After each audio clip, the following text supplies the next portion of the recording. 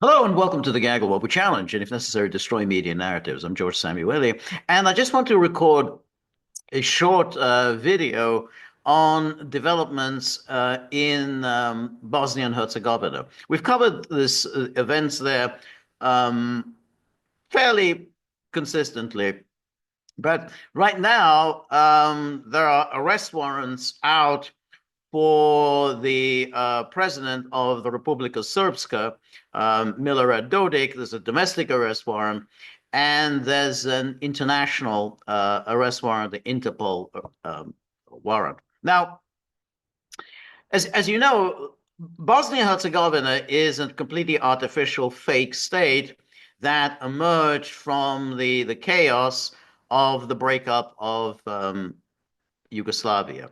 Um, the breakup of Yugoslavia was encouraged, fueled, funded by the Western powers. The Western powers, they didn't want the maintenance of a quite strong country in the Balkans and preferred to see it break up.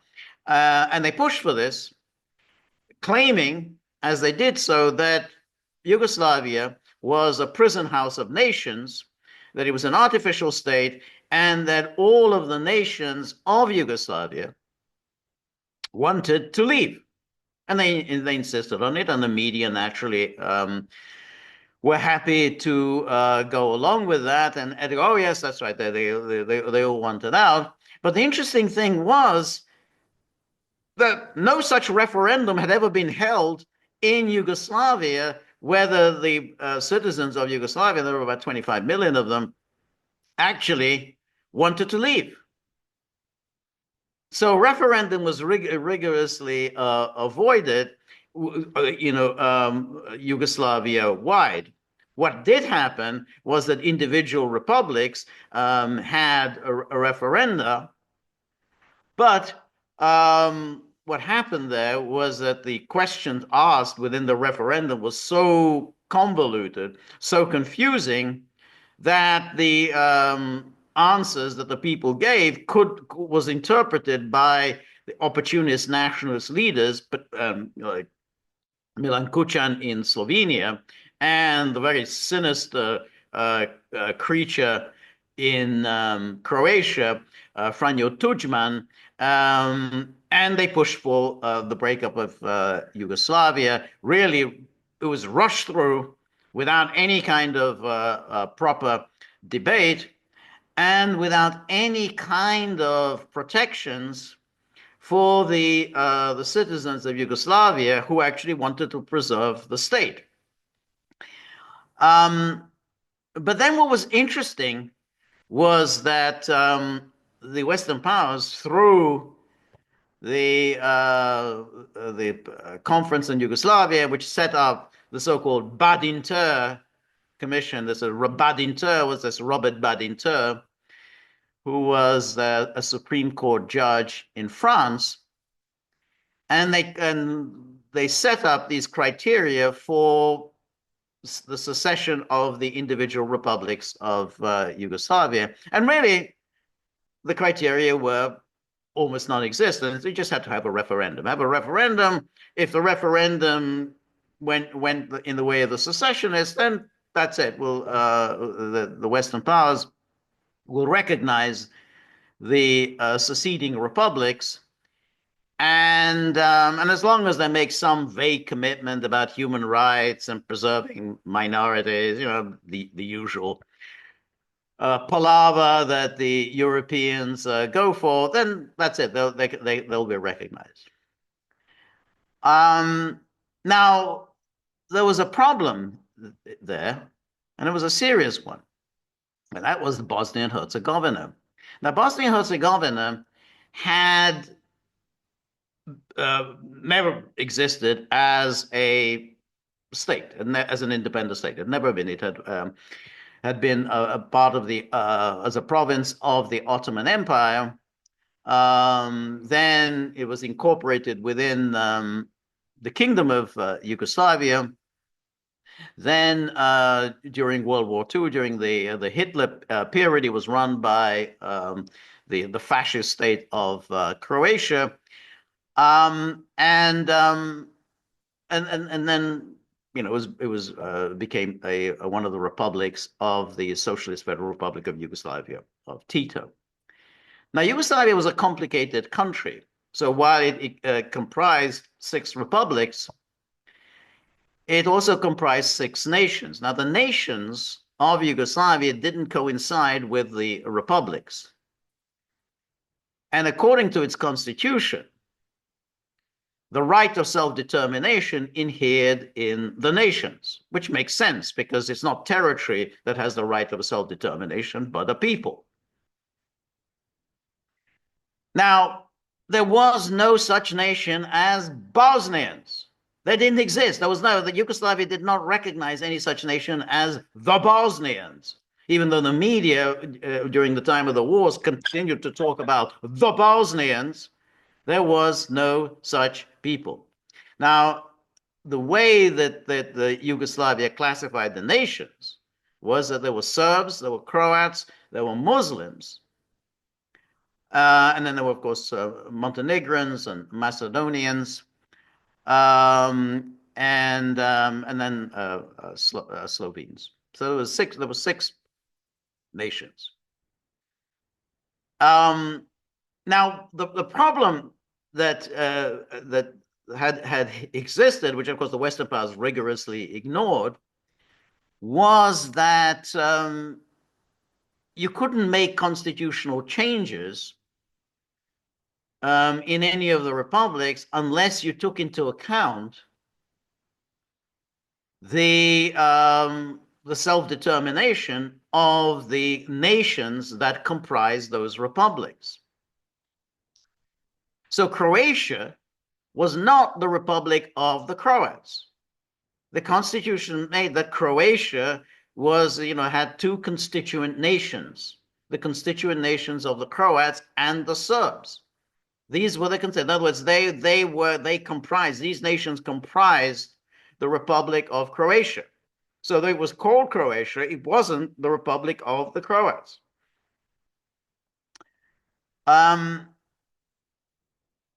But Tudjman, the nationalist leader who came to power in the first free elections, changed the constitution and said that Croatia is basically the Serbs were kicked out as a constituent nation, and that the Republic of Croatia was the Republic of the Croats. And so therefore the issue of self-determination no longer applied to the Serbs. The Serbs were a substantial minority within Croatia. And so as long as the Croats said we went out from Yugoslavia, then that's all that mattered. It didn't matter that the Serbs didn't want it. Now, this little trick, because it was a piece of deceit, was then practiced in Bosnia and Herzegovina. But there it was much more difficult because the Muslims, and it was only the Muslims that were regarded as a nation of Yugoslavia, not the Bosnians, Muslims, only were about 44% of the population of Bosnia and Herzegovina. The Serbs are about 33%, and then you had the Croats are about 17%, and then the rest identified themselves as Yugoslavs. But that usually meant that they were actually Serbs. But the constitution of Bosnia and Herzegovina was actually unambiguous. You couldn't make any changes, any fundamental constitutional changes, such as secession from Yugoslavia, without the agreement of all 3 constituent nations. They're the 3 nations, the Muslims, the Croats, and the Serbs, were the constituent nations of Bosnia and Herzegovina. You couldn't make it, according to that constitution, you couldn't make those changes without the consent of all 3 nations. So the Western powers, who knew this perfectly well, just simply got around this and said, well, have a referendum, and if you can get more than 2/3 of the people who took part in those who took part in the referendum, you got more than 2/3 will agree to secession, we'll recognize it. Now the Serbs said, well, you're violating the Constitution. We're not going to take part in this referendum because we don't agree we don't agree with it. We're a constituent nation, and you cannot make these changes without the agreement of all three nations. You can't have your referendums. You need the agreement of all three nations. And so the Serbs said, well, we're not going to take part in this referendum.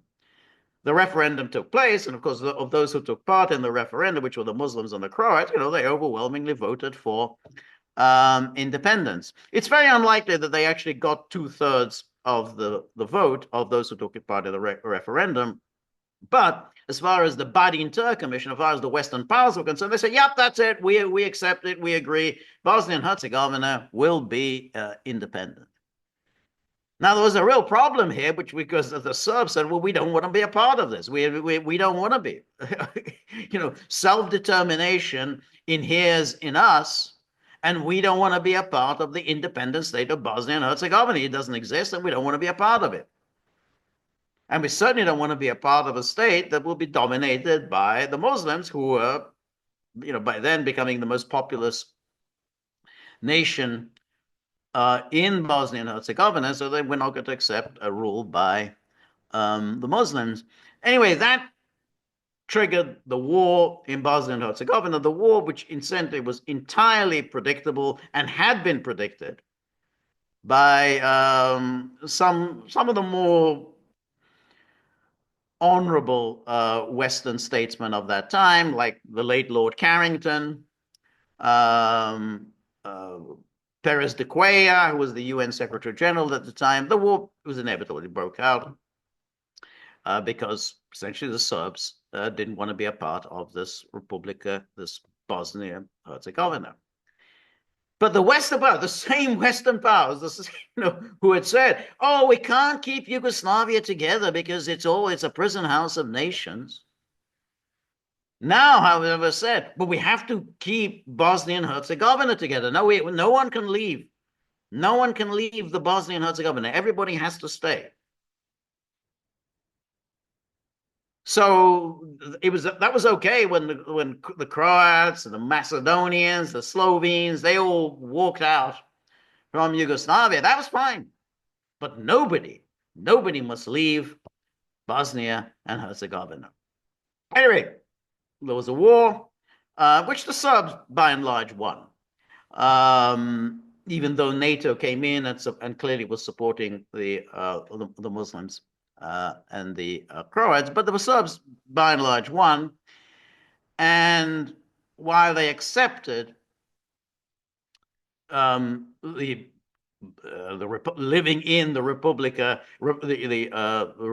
of Bosnia and Herzegovina, essentially it was broken up into two entities that had very little to do with each other. It was like a very loose confederation. It was a central government in Sarajevo that just only dealt with foreign policy, but essentially Republika Srpska and the Muslim Croat Federation were just two separate entities that comprised Bosnia and Herzegovina. So they essentially, the Serbs managed to achieve that, even though they didn't quite achieve the self-determination, which was basically to join their compatriots in Serbia. After all, they're Serbs. And the war ended with the signing of the Dayton Accords in December 1995. But what happened then is, as you might guess, that the Western powers immediately began trying to undermine it. So remember that what the Dayton Accords did is saying, okay, we'll have this artificial entity, this Bosnian Republic of the Bosnia and Herzegovina. But it'll be really a very, very loose confederation of two separate entities, because that's the only way that they can live together, as long as you basically have a very really a nominal central government, but basically these two entities just run their affairs themselves. And right away, the West began undermining it. So the agreement is signed in 1995, and then in 1997, the so-called Peace Implementation Council, but really it was the Americans and the EU together, began to see how they can undermine the creation of these two separate entities. In other words, they began to undermine the Dayton Accords, which were quite explicit. You basically, you have these two entities and that's it. And so what they did is they went to this office of the High Representative. That was within the Dayton Accords. There was envisaged something called the Office of the High Representative, who will be the representative of the international community, and he'll be just there to facilitate the dealings between the two entities. It's just sort of, it was envisaged as a temporary measure, just in order to get that state off the ground and facilitate cooperation between the two parts of Bosnia and Herzegovina. And it was envisaged, really, that he'll be there for a short period of time, and then eventually there wouldn't be any need for this Office of the High Representative, because he was basically an international bureaucrat who hadn't been elected to anything.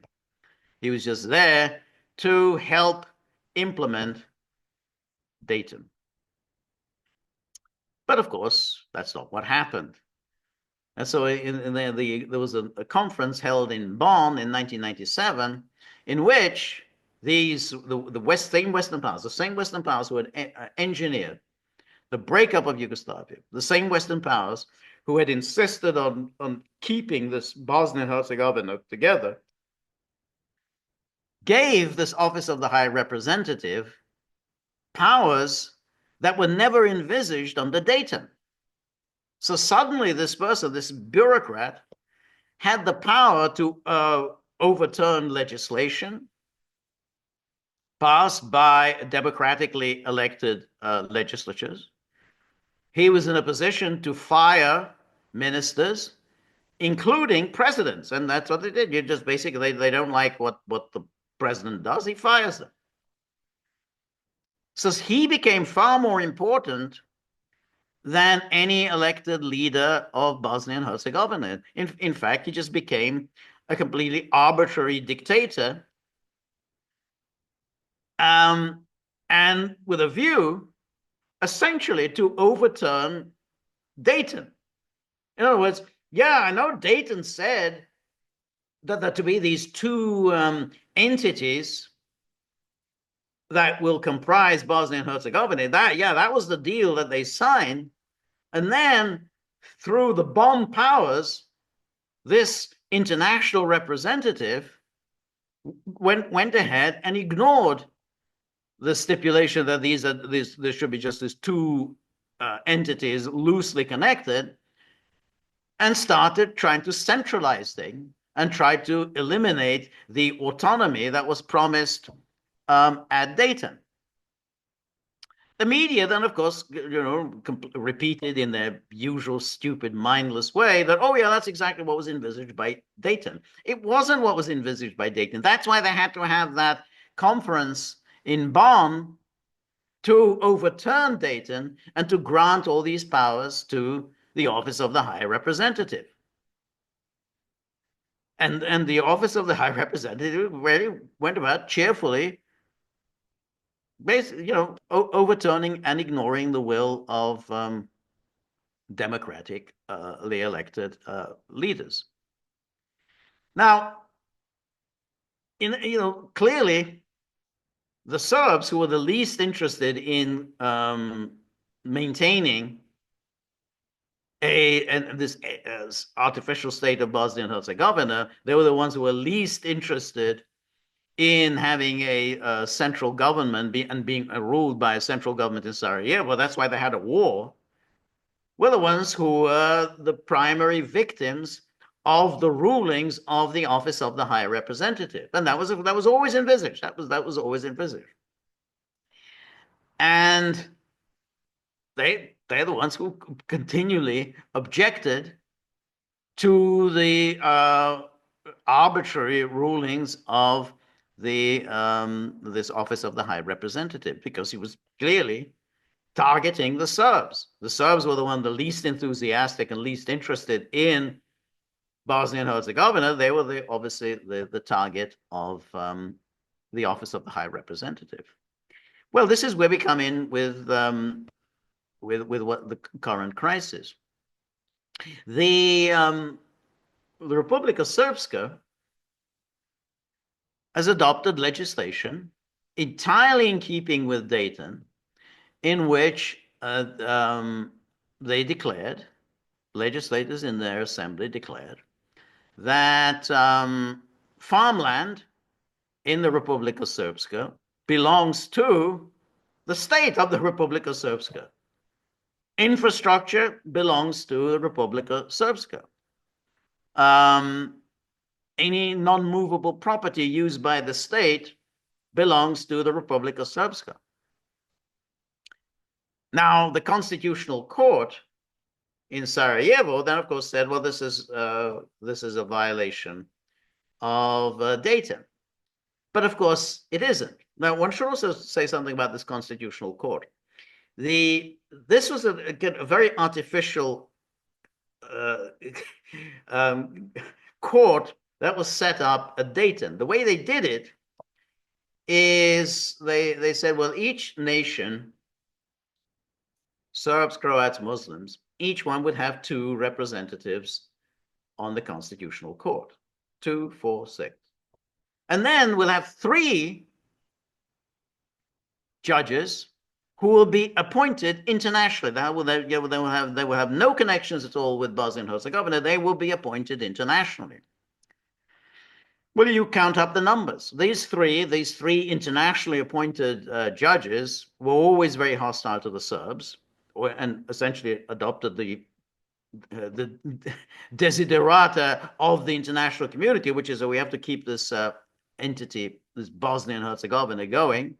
So they were always against the Serbs. Naturally, Muslims and Croats, that 2-2, they were against always the Serbs. So the Serbs on the Constitutional Court were always in a minority of 7-2.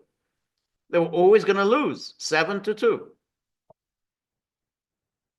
So when the legislature of the Republika Srpska declared that, you know, this land, property, infrastructure belongs to the Republika Srpska, it is not part of Bosnia and Herzegovina, they were acting entirely in accordance with the Dayton Accords, because there's nothing in the Dayton Accords that says that land and property and infrastructure somehow belongs to the state of Bosnia and Herzegovina. It obviously wasn't in there, because otherwise, if they had insisted on it, there wouldn't have been an agreement in Dayton.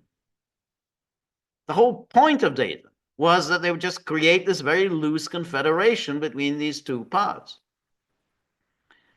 And since there's nothing there to suggest that land, property and infrastructure belongs to the central government in Sarajevo, then the Serbs were acting entirely in accordance with Dayton. And the Constitutional Court that ruled this as unconstitutional and that is somehow a violation of Dayton was clearly wrong. It doesn't, but of course, since they have a built-in majority, which was an unfortunate consequence of Dayton, basically they can always rule against the Serbs. And then the office of the High Representative said, yeah, absolutely, you know, I entirely agree with the rulings of the Constitutional Court. Those pieces of legislation emanating from the Republika Srpska are unconstitutional and have no validity. Well, Milorad Dodik, the president of the Republika Srpska, said, well, no, you're wrong. They do have validity because they were decided upon by the elected representatives of the Republika Srpska. There's nothing, not one word in the Dayton Accords that suggests that the land and property in Republika Srpska belongs to the central government in Sarajevo. There's nothing in there. Therefore, what we did was entirely constitutional. Well, anyway, there was a trial. Of course, he was in absentia. He didn't show up. Dodik didn't show up at the trial, and he was, of course, convicted and barred from holding public office. He's the president, so that's rather strange. They declared he's barred from holding public office, and when he basically said, "I couldn't care less what the court in Sarajevo decides," then they issued an arrest warrant. That's, of course, escalating things nicely. But to execute the arrest warrant, that would be a show of force. And clearly the government in Sarajevo wasn't prepared for a show of force and trying to arrest the president of the Republika Srpska. So what they then did is they applied for an international arrest warrant for Dodik. And in the hope, obviously, that somehow NATO or one of the NATO lackeys will help out and arrest him. Now, Dodik left the country. He went to Israel to attend the conference on anti-Semitism. As I pointed out before, there's a strong nexus between the political right or the nationalist populist right in Europe and Israel. So he went to Israel, and then he went to Moscow. And I think he's in Moscow right now. The Western media, however, have suggested that Dodik was fleeing. He fled to Moscow. And here is a story in Politico, naturally, the rag of the international community, which declared here that Bosnian Serb leader flees to Moscow as authorities step up pursuit. Now, of course, he didn't flee to Moscow. There's no reason for him to flee to Moscow and what authorities? He's not under any authorities. The government in Sarajevo has no authority over him. That's the whole point. That was the point of Dayton. They created this fictional state of Bosnia and Herzegovina, which could only exist as long as each of these entities were pretty much more running their own affairs. There are no authorities that can step up any pursuit of Dodik. Unless, of course, you mean NATO. And so here is, then it goes, Bosnia's most wanted man. Bosnia's most wanted man. He is the president. He's an elected president. What does he mean, Bosnia's most wanted man? Turns up in Russia after Sarajevo requested Interpol issue a red notice for his international arrest. Now, Interpol is in one of these completely idiotic organizations, which when they issue these arrest warrants, mostly states ignore them. And when Hasim Taci, who was the leader of the Kosovo Albanians, the Serbs applied for an international arrest warrant to arrest Hasim Taci. And at one point, I can't remember, in some country, he was actually arrested on acting on an Interpol arrest warrant. Boom! Within minutes, the international community, which is the usual NATO, EU, jumped in and said, no, no, no, you absolutely cannot execute an Interpol arrest warrant against a great and good man, an important leader like Hashim Tachi, who was, after all, who had a KLA, Kosovo Liberation Army terrorist, just 15 minutes earlier. And he was released. Interpol arrest warrant or no Interpol arrest warrant, he was released, within hours of his arrest. So one shouldn't take any of this terribly seriously about Interpol, or that anyone has any respect for Interpol arrest warrants. And then he says, Bosnian Serb leader Milorad Dodik surfaced in Moscow. Notice how already they're telling us that he's somehow fleeing from something or other. He's not fleeing from anything.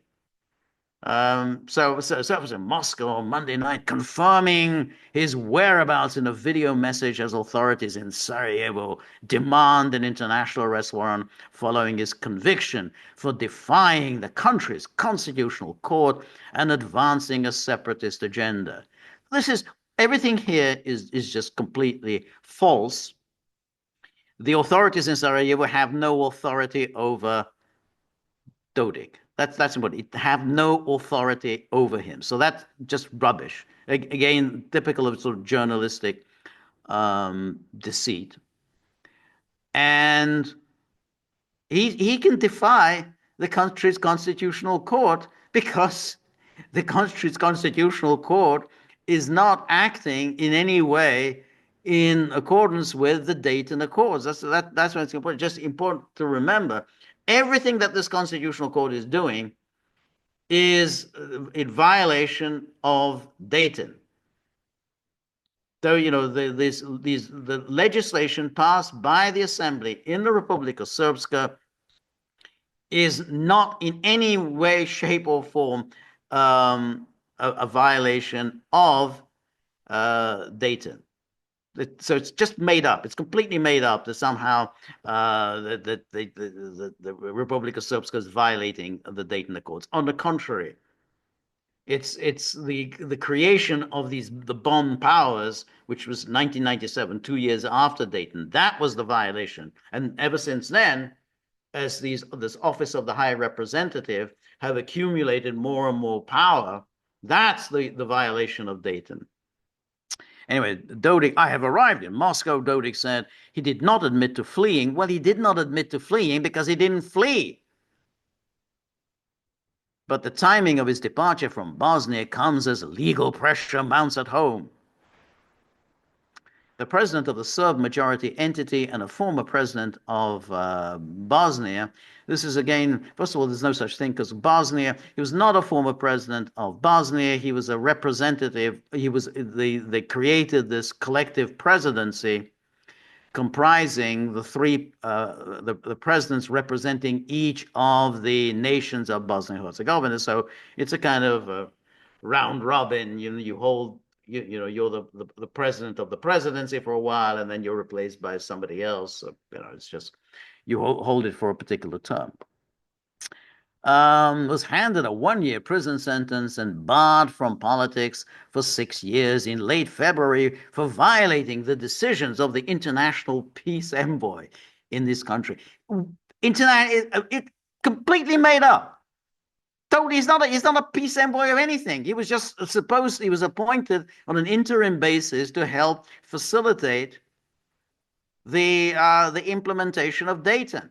What was agreed upon in the meeting in Dayton, Ohio, he was just there to help. He wasn't supposed to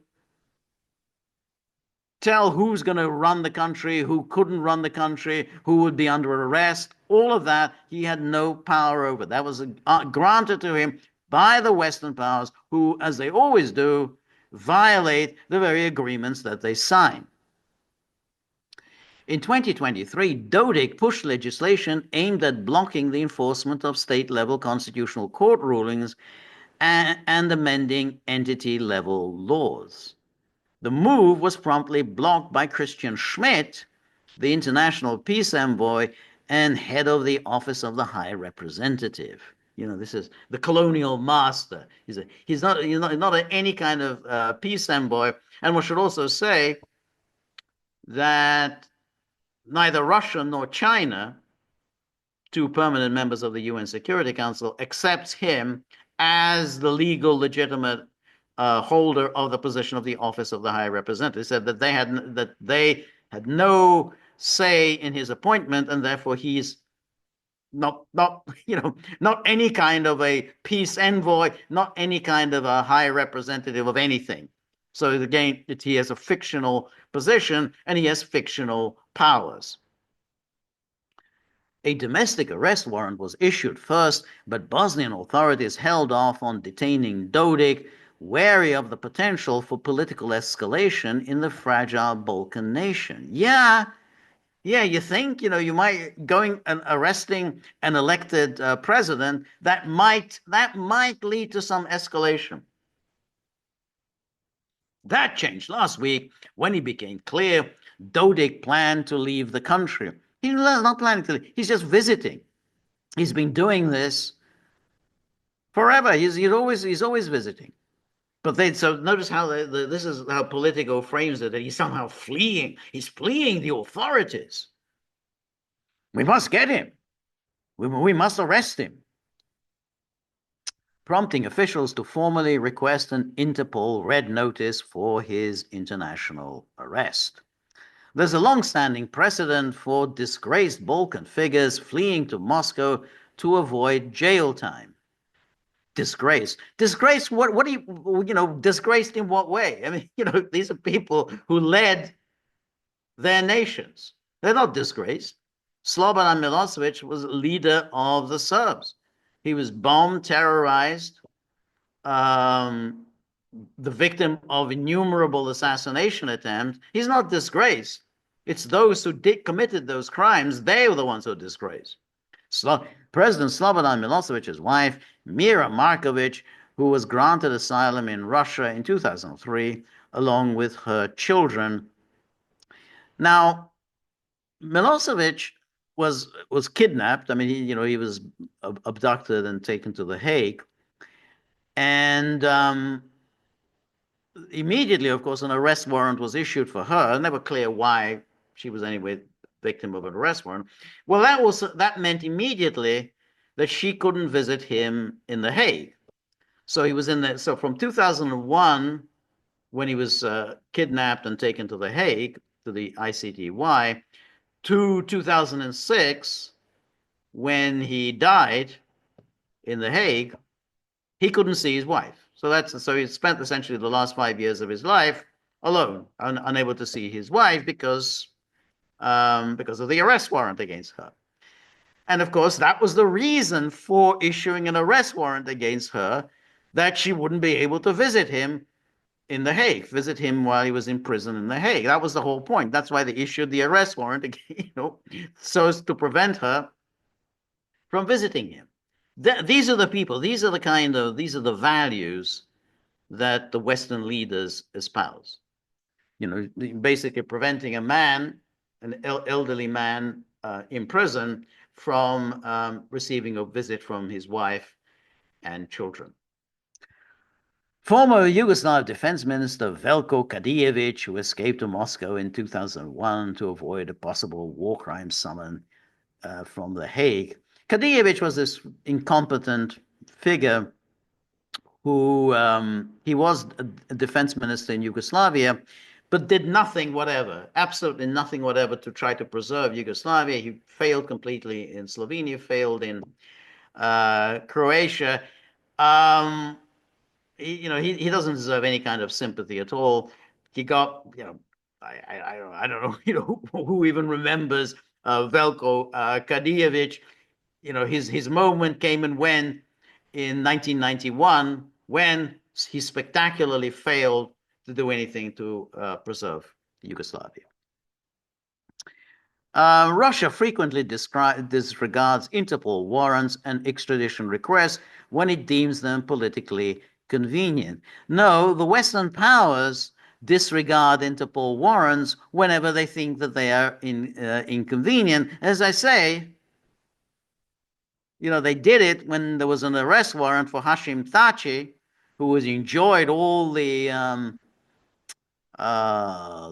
prestige that comes from hanging out with Western leaders. Remember that photograph of Hashim Thaçi kissing Madeleine Albright on the mouth? Quite a disgusting picture.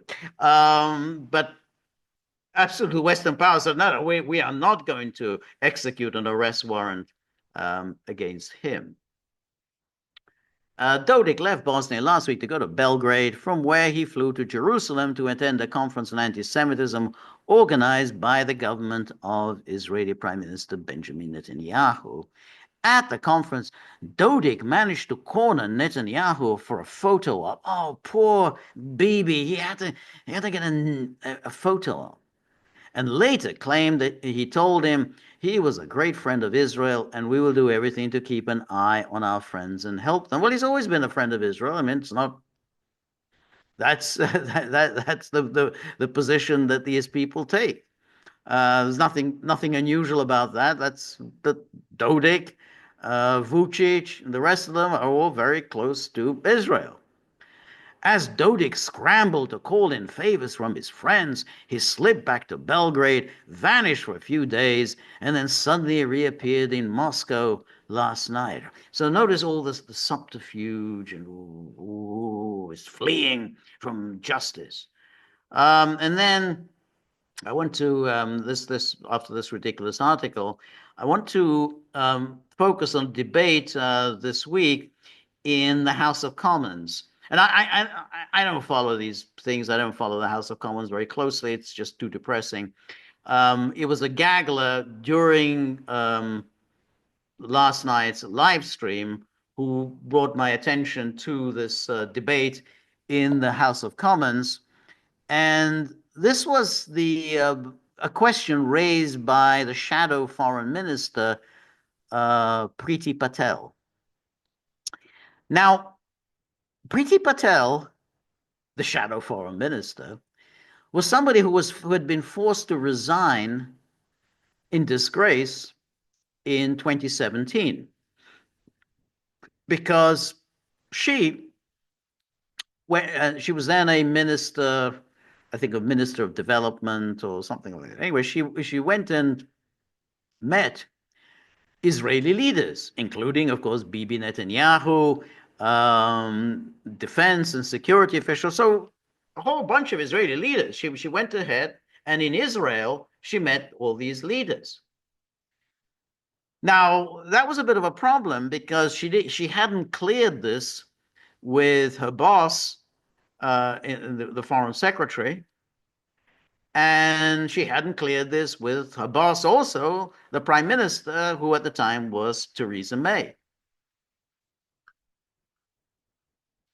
So it was very strange. Why was she meeting Israeli ministers, including the prime minister, and various security and defense officials? And why was she keeping this a secret from her putative bosses in the government? So this was a scandal, and she had to resign. But now she's back, as is often the case. So this Priti Patel, urgent question. So to ask the Secretary of State for Foreign, Commonwealth and Development Affairs if he will make a statement on on His Majesty's government's response to the political situation in Bosnia and Herzegovina. And this is the Minister of State, so it's not David Lammy. Lammy is the boss, the Foreign Secretary. This is the Minister of State, so he's immediately under Lammy. He says, I thank the Right Honourable Lady for her question about an issue that is very important to the government and to many members across the whole House. And it says, we strongly condemn the secessionist moves by Republika Srpska President Milorad Dodik, which seriously threaten the sovereignty and territorial integrity of Bosnia and Herzegovina. So again, you're thinking, why does the United Kingdom care about the sovereignty and territorial integrity of Bosnia and Herzegovina? Why is the United Kingdom determined to refuse the national self-determination of the Serb people of Bosnia and Herzegovina which should be and is supposed to be the fundamental human right. National self-determination is a fundamental human right. But instead, they talk about the sovereignty and territorial integrity, which, and one should say right away, that they didn't insist on the sovereignty and territorial integrity of Yugoslavia. They didn't insist on the sovereignty and territorial integrity of Serbia when they encouraged the secession of Kosovo, 2008. Then apparently sovereignty and territorial integrity didn't matter. So as long as you're hurting the Serbs, then that's fine. That's why suddenly everyone forgets about sovereignty and territorial integrity. But they have to have the sovereignty and territorial integrity of Bosnia and Herzegovina. And such actions are unconstitutional and dangerous. Nothing at all. He hasn't done anything unconstitutional, dangerous. Of course, it's very dangerous to allow people self-determination. And of course, this is the British position also in Ukraine, where also they refuse to accept the self-determination of the people of the Donetsk, Lugansk, and so on. So, again, suddenly what matters is sovereignty and territorial integrity, whether the people want it or not. Including those living in Republika Srpska, whom he claims to protect.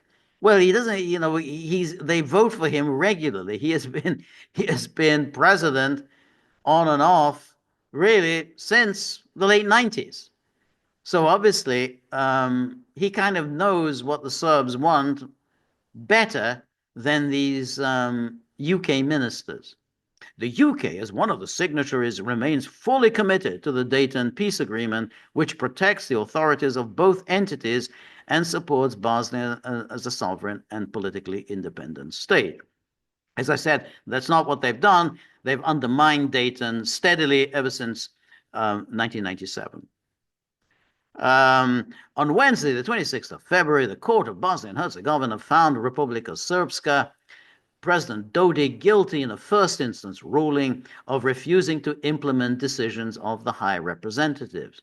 So this is a horrific thing. Imagine a democratically elected leader, a democratically elected assembly is obliged to implement the decisions of one man, an unelected bureaucrat. How dare they act in any way in accordance with the wishes of their voters? No, they're there to implement the decisions of the High Representative, a German, moreover. Something that is a very sensitive spot for the Serbs, given that they were subjected to onslaughts from the Austrians and the Germans in 2 world wars. Not one, twice. They were subjected to savage onslaughts from particularly the Germans. They could take care of the Austrians, but the Germans were a different case. The UK is clear that the High Representative's jurisdiction is indisputable, and the indisputable, says who? And that the disregarding the independent decisions of the judiciary of Bosnia and Herzegovina undermines the rule of law. What does it mean it's independent? It's not independent. It's imposing the will on the Serbs. They have a 7-2 majority, 7-2 anti-Serb majority on that court. In response to the verdict, the National Assembly of Republika Srpska adopted a number of unconstitutional laws. It's so great that the British know what are unconstitutional laws and proposed a new constitution in clear violation of the Dayton peace agreement. No, it isn't. None of these people incidentally have ever read the Dayton agreement. So they're just making stuff up completely, talking absolutely through their hat about what's in the Dayton agreement. They have no idea. Absolutely no idea what's in that agreement. These moves represent a significant escalation in Dodik's secessionist path and threaten the sovereignty and territorial integrity of Bosnia and Herzegovina as a state. As he accelerates those attacks on the state, he increases the threat to international peace and security. Why exactly? Why is national self-determination a threat to international peace and security? Isn't the opposite, denying the right to national self-determination a threat to international peace and security? That seems to be the case in Bosnia and Herzegovina. You keep hitting the Serbs over the head, and they're getting more and more frustrated, and ignoring and violating Dayton, what was agreed upon in 1995, keep ignoring and violating it, is kind of leading to these secessionist threats. Priti Patel then comes back. I thank the minister for his remarks. Attempts to undermine Bosnia and Herzegovina's sovereignty and territorial integrity, and by extension, the Dayton peace agreements, are deeply troubling. Oh, that's good. It's so nice that she's deeply troubled. Over many years, the UK has been a reliable supporter of Bosnia and Herzegovina's democratic and pluralistic journey. Okay, let's keep in mind, Bosnia and Herzegovina is a totally fake state. Had never existed before. Never. That never existed. It was just a regional entity within Yugoslavia. It had been before a regional entity within the Ottoman Empire, and then it became a part of Yugoslavia. It had never existed as any kind of a state. And according to the constitution of Yugoslavia, it was never recognized as any kind of a state. It comprised 3 nations, and not one of them was deemed to be Bosnian because it doesn't exist. And a trusted promoter when it comes to security of the Western Balkans. That's another fake, made up geographic term, Western Balkans. No one knows what the hell the Western Balkans are, because if there's something called the Western Balkans, then what are the Eastern Balkans? But that no one ever talks about the Eastern Balkans. So the Western Balkans makes it sound much better, because if you say the Balkans, people suddenly start thinking, whoa, what isn't that a kind of dangerous place where you have all kinds of bandits hanging around, but if you say Western Balkans, that's not, that must be the civilized part of the Balkans. These are the good guys, rather than, the sheep farmers, who are in the Eastern Balkans. Anyway, I know that the minister has spoken with Foreign Minister Konakovic. So that's a Muslim minister. And of course, this is what it's really all about.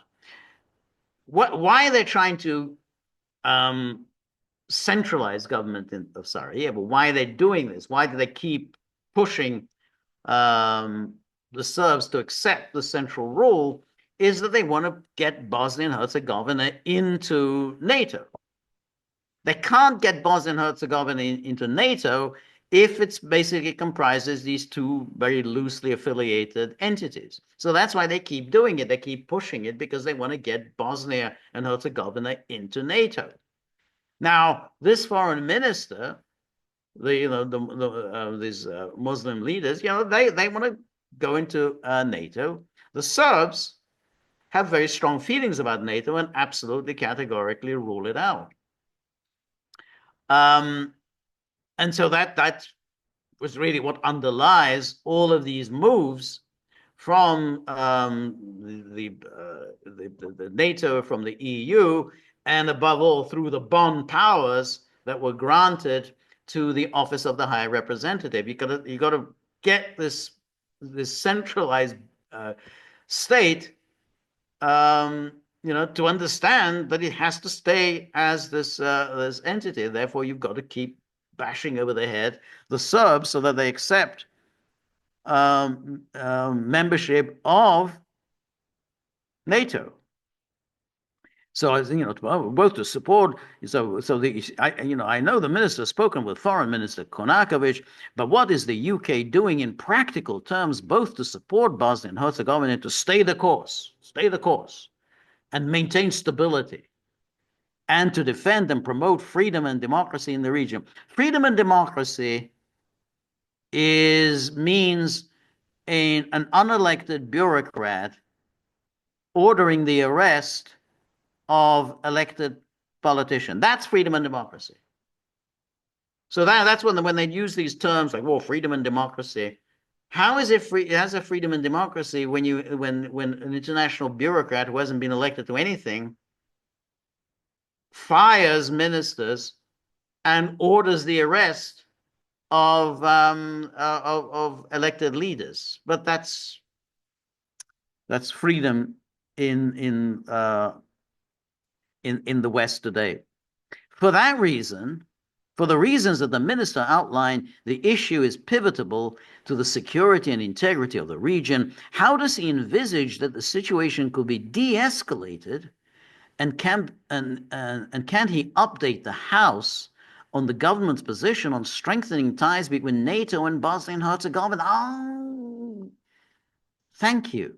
Thank you for being honest. Strengthening ties between NATO and Bosnia and Herzegovina. Well, who's against strengthening ties between NATO and Bosnia and Herzegovina? These terrible Serbs. What is the position on EUFOR? That's the kind of EU force that's in Bosnia and Herzegovina. It's hard to put NATO in because NATO directly, because the Serbs just won't accept NATO. So that's why they have this EU4. I mean, basically NATO forces, but it's not under NATO command. What is his position on EUFOR and its response in recent days? So whenever they talk in this way, they're essentially suggesting we need to arrest Dodik. We need to make clear we're in charge. What direct discussions has the minister or the foreign secretary had with leaders from across the Western Balkans, including about the very concerning actions by the leadership of Republika Srpska, specifically on the protests in Serbia? What assessment has the minister made of the impact on regional stability and security? Look at regional stability. I mean, they're doing everything to foster instability, insecurity, but they pretend that they're doing the opposite. Just like they say, well, we're very worried about the Dayton. Who's undermining Dayton? It's the NATO powers, and they've been doing it ever since the sign. You know, the ink was barely dry on the Dayton Accords before they started undermining it. Finally, can the minister share what plans he has to work with Kosovo? So Kosovo. That's when we weren't in favor of sovereignty and territorial integrity, when we suddenly embraced the cause of national self-determination. So the Kosovars, you know, this fake phony nation that they created, Kosovars, they had self-determination. People who just basically, a nation that doesn't exist, they have self-determination. The Serbs don't. With Kosovo to shore up and build on its sovereignty and independence. The Western Balkans, here we go, matters to the United Kingdom for so many reasons, and now more than ever, given the war in Ukraine, so we must be an active player in promoting and supporting stability in the region. And then here's the minister. Well, the Right Honourable Lady asked about the important role of NATO alongside EUFOR. I have referred to EUFOR already. We can continue to support Bosnia and Herzegovina's aspirations for Euro-Atlantic integration. They have no aspirations for Euro-Atlantic integration. That's the last thing that the Serbs of Bosnia and Herzegovina are interested in. The last thing that the Republika Srpska is interested in. But they make this up that they have aspirations for Euro-Atlantic integration, including NATO membership. No, they have no interest in NATO membership. NATO bombed the Serbs. Not just the Serbs of Serbia, they bombed the Serbs of Bosnia and Herzegovina. NATO helped the Muslims and the Croats during the war in Bosnia and Herzegovina. So the Serbs do not want to be a part of NATO, including NATO. They just completely ignore any genuine aspirations. Through joint training of UK and Bosnia and Herzegovina armed forces and our support for reforms, again, when they talk about Bosnia and Herzegovina armed forces, they're total fiction.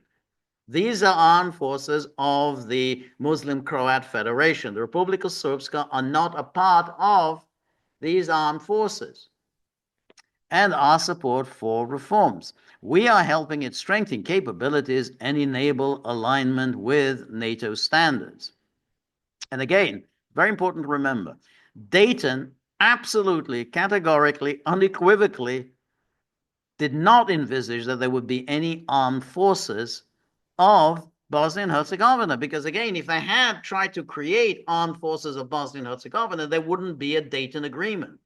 They could only get a Dayton Agreement if they allowed for two entities that basically had their own armed forces and there wasn't any collective military. We are in working to invest and strengthen the capabilities of the Bosnian and Herzegovinian armed forces for peacekeeping operations.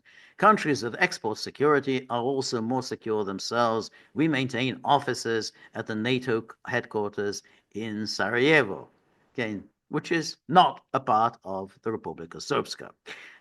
Anyway, then we got this liberal Democrat chiming in, James McCleary, and he remembers the late Lord Ashdown, an absolute buffoon, drunken buffoon, who had the position of the office of the High Representative, and as is his wont, arrogantly threw his weight around because he was an unelected leader and he could do what the hell he liked. And so he indeed did do whatever the hell he liked. My former party leader, the late Lord Ashdown, regularly expressed his grave concerns about the fragility of the situation in Bosnia and Herzegovina, drawing on his own experience as the country's former High Representative. Despite repeated warnings, the UK ignored the threat posed to peace in Bosnia by Milorad Dodik. The threat to peace. His entourage and his supporters in the Kremlin. So that's how you deal with somebody who's been an elected leader, was won election after election. He's been there really since the late 90s. But you ignore all of that, so you talk about his entourage and his supporters in the Kremlin. So you always wonder, at what point is the Kremlin going to make an appearance in this debate? I mean, you've completely failed. Your policies have failed. So how do you get around it? Well, you bring up the Kremlin. Dodik's latest defiance of international authority. What international authority? I mean, rejecting the legal orders of the international peace envoy. He's rejecting the orders from a colonial high commissioner. Rejecting, who the hell do you think you are? Rejecting the orders of our appointed high commissioner. Imagine, if this is, like the Third Reich, where you have this Gauleiter who gets appointed, and you could imagine in Berlin that there would be the same indignation that some little Balkan jackass is defying the orders of the local Gauleiter who has been appointed there. He's the Gauleiter who determines what's going to happen here. You can't have some local nobody defying these orders. The latest act in his concerted work to undermine the Dayton Agreement and regional stability in the Balkans. Okay. And so it went on, this debate. There's no need to examine it too closely. But there's no question. I mean, this is now the trend in Europe of absolute contempt for the democratic aspirations of the people, and in which unelected bureaucrats, unelected judges have obviously far greater seniority than elected representatives. I mean, we've seen that in Romania, and obviously we've seen it in elsewhere, in Moldova, Georgia. We saw it in Brazil recently. Now we've seen it in France. You basically you can't have democracy. Why can't you have democracy? Well, because the people just don't want any part of this. They don't want these arbitrary rulings by EU bureaucrats and by essentially NATO thugs who get their own way by threatening violence. How is this going to end? I don't know. I mean, it's does NATO really want to get involved here? Do they really want to step in and try to arrest Milorad Dodik? Maybe. I mean, they seem pretty nutty, but they may go ahead and do this. But it's certainly heading towards a serious confrontation, and these, if one call them debates, and they're happening elsewhere. The French are obsessing about this. The Italians are obsessing about this. They are determined to show who's boss in the Balkans. Well, good luck with that. The one thing you can be sure of, anything that they pursue is not going to do anything to foster stability and security. But in a way, that's the whole purpose. Because then, if you create a complete mess, a complete disaster, and violence and bloodshed, then lo and behold, you are the solution to the problem. Yet another role for NATO. So NATO creates the problems, and then NATO purports to be the solution to the problem. It's the arsonist who moonlights as a firefighter, or maybe so that's NATO. Anyway, we'll keep an eye on it and report on it very soon. So anyway, thank you very much for joining me, and remember, if you like the gaggle, please like, share, and subscribe. See you soon. Bye-bye.